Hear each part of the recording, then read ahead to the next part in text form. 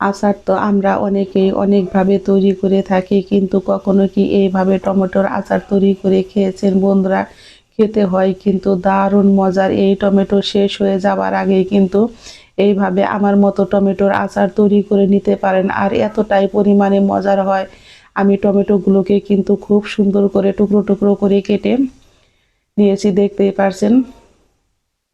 খুব বেশি চিকনও না, আবার খুব বেশি মোটাও না। চলে যাব চুলায়, কড়াইতে দিয়ে দিব এখন পরিমাণ মতো সরিষার তেল। আচারটা অবশ্যই বন্ধুরা সরিষার তেল দিয়ে করবেন, তাতে দেখবেন আচারটা খেতে হয় বেশ মজার। এখানে দিয়েছি আমি 3টা শুকনো মরিচ, 5 ফোড়ন, আর দিয়ে দিয়েছি আমি থেতো করে রাখা রসুন। আমি রসুন আর 5 ফোড়নটাকে কিন্তু খুব সুন্দর করে এইভাবে একটু লাল লাল করে ভেজে নিয়েছি। ফোড়নটা আমার রেডি হয়ে গেছে, এখন আমি দিয়ে দিব কেটে রাখা টমেটোগুলো। এই টমেটোর আচারটা বন্ধুরা খেতে এতটাই মজার হয় বলে বোঝানো যাবে না। ভাত, রুটি, খিচুড়ি যেটার সাথেই খান না কেন খেতে হয় কিন্তু দুর্দান্ত মজার, আবার খালি খালি খেতেও কিন্তু বেশ ভালো লাগে।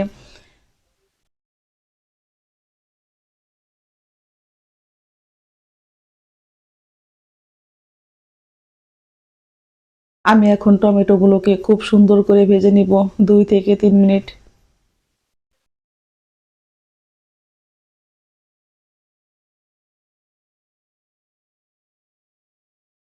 আর রসুন ফোড়নে দেওয়াতে কিন্তু এর সেন্টটাই আসে অন্যরকম, খেতেও হয় কিন্তু অসাধারণ মজার।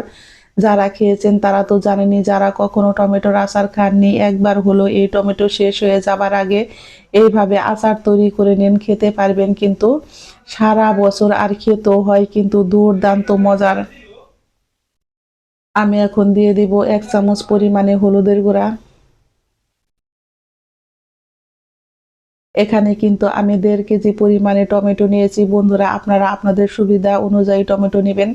এখন আমি এর মধ্যে দিয়ে দেব লাল মরিচের গুঁড়া 1/2 চামচ পরিমাণে, ঝালটা আপনারা আপনাদের পছন্দ অনুযায়ী খাবেন। এখন আমি দিয়ে দেব 1 চামচ পরিমাণে ধনিয়ার গুঁড়া। আমি কিন্তু এর মধ্যে এখনো কোনো লবণ ব্যবহার করব না, কারণ লবণটা একটু আমি পরেই দিব। এই পর্যায়ে যদি আমি লবণ দিই তাহলে কিন্তু বন্ধুরা টমেটোর থেকে প্রচুর পরিমাণে জল বের হবে, আর টমেটোগুলো কিন্তু একদম গলে যাবে। আমি কিন্তু চুলার আঁচটাকে এখন হাই হিটে রেখে এইভাবে টমেটোগুলোকে খুব সুন্দর করে ভেজে নিব। ভাজতে ভাজতে দেখবেন টমেটোর থেকে কিন্তু সুন্দর একটা মিষ্টি ঘ্রাণ বের হয়।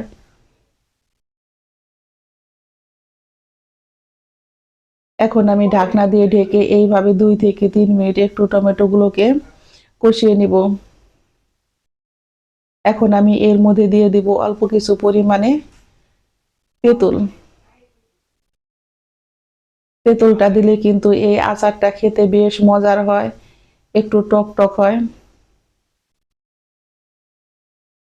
আমি এখন দিয়ে দিব 4 চামচ পরিমাণে চিনি। মিষ্টিটা আপনারা আপনাদের পছন্দ অনুযায়ী খাবেন, কে কি রকম মিষ্টি খান। আর দিয়ে দিব আমি ভিনেগার। ভিনেগারটা দিলে কিন্তু বন্ধুরা এই টমেটোর আচারটা আপনারা সারা বছর সংরক্ষণ করে খেতে পারবেন, তাতে কোনো নষ্ট হবে না, আচারটা আর একদম ফ্রেশ থাকবে। আমি কিন্তু এখানে 2 থেকে 3 চামচ ভিনেগার দিয়েছি। এখন ভিনেগার দিয়ে আবারও টমেটোগুলোকে একটু নেড়ে দিব। খুব বেশি নাড়ার প্রয়োজন নেই বন্ধুরা, এইভাবে হালকা একটু নেড়ে দিলেই হবে।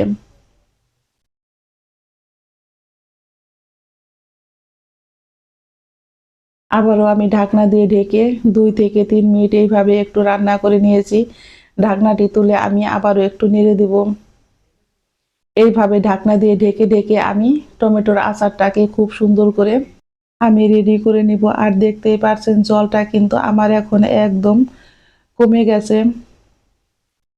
আচারটাও কিন্তু প্রায় রেডি হয়ে গেছে। 1.5 কেজি টমেটোর থেকে কিন্তু দেখতেই পারছেন কতটুকু পরিমাণে আচার হয়েছে। আপনারা যদি সংরক্ষণ করে রাখতে চান বন্ধুরা তাহলে কিন্তু বেশ কিছুটা পরিমাণে টমেটো নিয়ে তারপরে কিন্তু আপনারা সংরক্ষণ করে রাখতে পারবেন।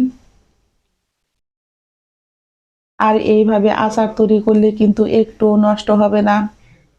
এখন আমি এর মধ্যে দিয়ে দিব ভাজা মশলা।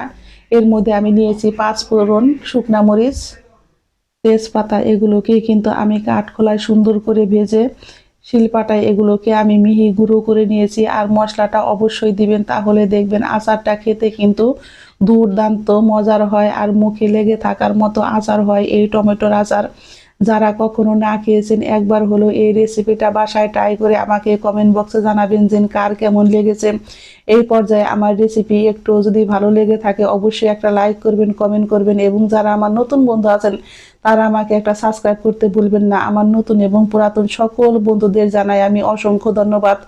আমার টমেটোর আচারটা কিন্তু একদম রেডি হয়ে গেছে, দেখতেই পারছেন টমেটোর আচারটা কিন্তু কড়াই থেকে ছেড়ে এসেছে। এখন আমি চুলাই থেকে নামিয়ে নিব। এইভাবে ছেড়ে আসলেই বুঝতে পারবেন রেডি হয়ে গেছে।